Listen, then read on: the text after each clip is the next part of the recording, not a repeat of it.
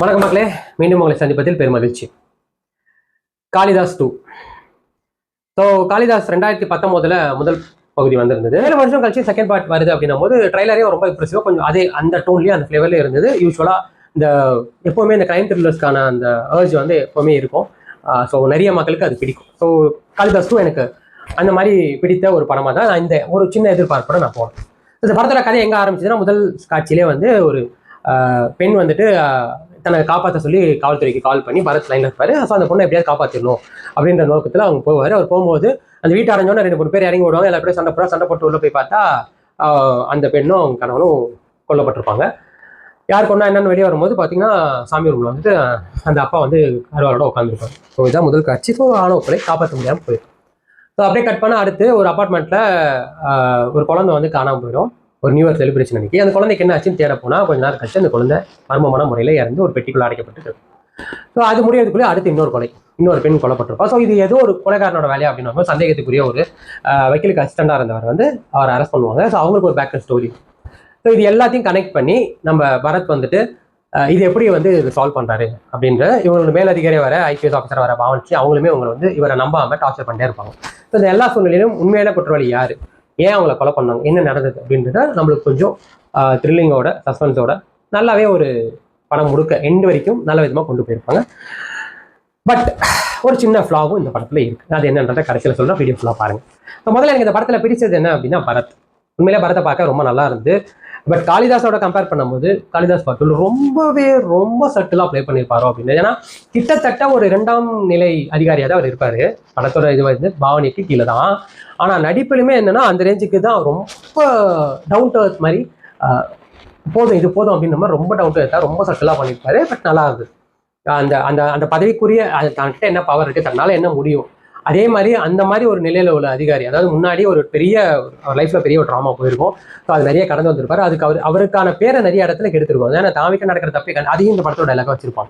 So அந்த மாதிரி ஒரு சூழ்நிலையில் உள்ள ஒரு அதிகாரி எப்படி ஹேண்டில் பண்ணுவானோ அப்படியே லிட்டரலி நம்ம கண்முன்னாடி கொண்டு வந்துருப்பாரு. ஸோ பரத்துக்கு வந்து உண்மையிலே எனக்கு இந்த படம் வந்து அவருக்கு ஒரு பெரிய கம்பேக்காக இருக்கும்ன்றதை நான் நம்புறேன். அதே மாதிரி மற்ற நடிகர்களாக இருந்தாலும் சரி, இதில் முக்கியமான ரோலில் சங்கீதா பண்ணியிருக்காங்க. நம்ம பூவே உனக்கு சங்கீதா நிஜமா படத்தில் ஆரம்பிக்கிறதுல அந்த கொலை நடந்ததுக்கு அப்புறமே அவங்க மேலே தான் சந்தேகம் எடுத்துருப்பாங்க. நிறைய இடங்கள்ல அவங்க அப்படி நடிச்சிருப்பாங்க. நம்மளுக்கே ஒரு சின்ன டவுட் வந்துட்டே இருக்கும். அந்த மாதிரி இருக்கும். ஆக்டிங் ரொம்ப பிரமாதம் பண்ணியிருந்தாங்க. ஒரு வித்தியாசமான ஒரு அம்மா கேரக்டர் ரொம்ப நல்லா பண்ணியிருந்தாங்க. அதுக்கடுத்து பாவனா, நம்ம ஜிவி பிரகாஷ் அவர்களின் தங்கை, விடுதலை படத்தில் நடிச்சவங்க. எனக்கு நிஜமாவே வந்துட்டு அந்த போலீஸ் யூனிஃபார்ம்லாம் பார்க்குறப்போ ஒரு சின்ன நெருடல் இருந்தது அவங்க ஹைட்டுக்காண்டி. பட் ஐபிஎஸ் ஆஃபீஸர் மேபி என்னாலும் நடக்கலாம் அப்படின்னு தாண்டிட்டா கூட நிறைய இடங்கள்ல அவங்களுக்கான அந்த ஈகோ கேரக்டர் வந்து நம்மளுக்கு இரிட்டேட் பண்ணிச்சு. ஏன்னா அவங்க வந்து எதுவுமே யோசிக்காம ஒரு நான் நம்ப மாட்டேன், நீ என்ன பண்ணாலும் தப்பா தான் இருக்கும் அப்படின்னு ஆங்கிள் ஒரு ஈகோவால் தன்னோட பவரை வந்து யூஸ் பண்ணி அவர் வந்து ஜட்ஜ் பண்ணிட்டே இருப்பாங்க. அது ஆக்சுவலி அந்த கேரக்டர் நம்மளை இரிட்டேட் பண்ணணும். பர்ஃபெக்டாக இருந்தது. அந்த அளவுக்கு அவங்க கேரக்டர் இரிட்டேட் பண்ணிச்சு. அது நல்லாவும் இருந்ததுன்னு சொல்லுவோம். ஸோ அது மாதிரி மற்ற கதாபாத்திரங்கள், அந்த சின்ன குழந்தை வரவங்களும் சரி, சங்கீதம்மா பொண்ணா வரவங்க, அவங்க ஃப்ரெண்டாக வரவங்க, மற்ற கேரக்டர்ஸ் எல்லா கதாபாத்திரமே நடிப்புன்னு வரும்போது எல்லாமே ஜஸ்டிஃபைடாக பண்ணியிருந்தாங்க. பிரமாதமாக இருந்தது. ரெண்டாவது படத்தோட பேக்ரவுண்ட் ஸ்கோர் சாம் சிஎஸ். அவருக்கு இதெல்லாம் இந்த மாதிரி படங்களுக்கு போடுற பின்னணி எல்லாம் வந்துட்டு அல்வா சாப்பிட்ற மாதிரி தான். பட் எனக்கு என்னன்னா மெயின் தீமாக இதில் ஒரு இங்கிலீஷ் இது வரும். அது விடாமுயற்சியில் ஒரு இது வரும். அதாவது டைட்டில் கார்டு அப்போ ஒரு மியூசிக் வரும். எனக்கு அந்த பேட்டர்ன் மாதிரியே இருந்தது அதோட தீம். அதை மாற்றிருக்கலாமோ இன்னும் வேறு ஏதாவது இந்த இங்கிலீஷ் லிரிக்ஸோட. இந்த படத்துக்கு அது கொஞ்சம் ஆக்வர்டாக இருந்தது அந்த தீம் வந்து. மற்றபடி மற்ற இடத்துலலாம் பேக்ரவுண்ட் சூப்பராக இருந்துச்சு, குறை சொல்கிற அளவுக்கு இல்லை. அதே மாதிரி விஷுவலி பார்த்தீங்கன்னா ஒரு நைட்டில் அதிகப்படமாக படம் வந்து நைட்லேயே தான் இருக்கும். பட் அது வந்து நம்மளுக்கு அதை காட்டின விதம் ரொம்பவே, அதை படமாக்குற விதம் பிரமாதமாக இருந்தது. அதுலேயும் குறைகள் கிடையாது. ஸோ எனக்கு இந்த படத்தில் இன்னும் பெட்டராக பண்ணியிருக்கலாம்னு தோணுன விஷயம் வந்துட்டு ஜென்யூனா காளிதாஸ் 1 ஒரு எதிர்பார்ப்பை ஏற்படுத்திருக்கு. அதை விட்டுரும். முழுக்க இது ஒரு வேறு விதமான ஒரு படம் தான். அதுக்கு இதுக்கும் பெருசாக கனெக்ட் இல்லை. பட் என்ன ஒரு பிரச்சனை அப்படின்னா, படத்தோட ஆரம்பிக்கிறப்போ இருக்கிற அந்த பரபரப்பு அதுக்கு அடுத்தடுத்து இந்த மாதிரி படங்கள் அது கூட்டிகிட்டே போகணும். அடுத்தடுத்து என்ன நடக்கும் அப்படின்ற ஒரு பதட்டத்தை நம்மளுக்கு உண்டாக்கிருக்கணும்.